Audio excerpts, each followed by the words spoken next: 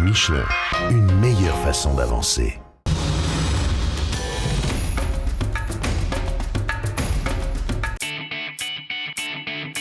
319 km de spécial pour cette 12e étape entre Fiambala en Argentine et Copiapó au Chili, le tout assorti de 396 km de liaison. Une étape prévue pour user les moteurs et les organismes. Réveil aux aurores, passage à plus de 4500 mètres d'altitude. Vous ajoutez des cailloux, du sable et vous obtenez de bonnes chances que les derniers finissent la liaison au moment où le départ de l'étape de vendredi sera donné. Avant de penser à vendredi, il faut terminer cette étape-ci. Robbie Gordon débute pied au plancher cette 12e étape. Promu au checkpoint 1 et déclaré vainqueur hier, l'Américain au volant de son Hummer entend bien engranger les victoires d'étape d'ici l'arrivée samedi afin d'oublier son début de Dakar manqué. Il est à près de 6 heures de la tête au général. À mi-course, il est en tête. Guerin Chicherit qui le talonnait au premier chrono et lui arrêté au kilomètre 120 et perd de longues minutes. Transmission cassée.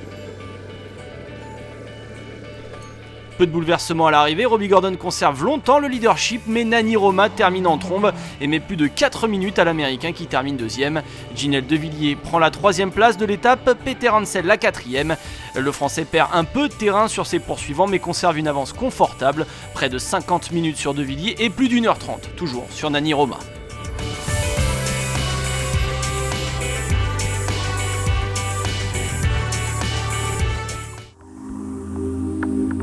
En moto, cette étape aura donc connu plusieurs leaders successifs. C'est d'abord l'Italien Alessandro Botturi qui mène la danse avant, grand classique dans le Dakar, de s'égarer au kilomètre 155. Résultat, 7 km de détour, le temps de laisser passer Barreda. Pas pour longtemps, 50 km plus tard, Barreda se lance à son tour dans le jardinage. Un poil trop au sud, ça suffit pour perdre la tête et la céder à un vieux routier à qui on ne la fait pas en matière de navigation, Ruben Faria, deuxième au général à plus de 13 minutes de Cyril Després. Després de son côté ne force pas plus que ça, il sait qu'à 2 jours de l'arrivée, 13 minutes c'est un bon écart et qu'il vaut mieux arriver en perdant un peu de temps dans cette spéciale-là que courir le risque de casser. Mais une étape usante comme celle-là, c'est forcément une étape à surprise.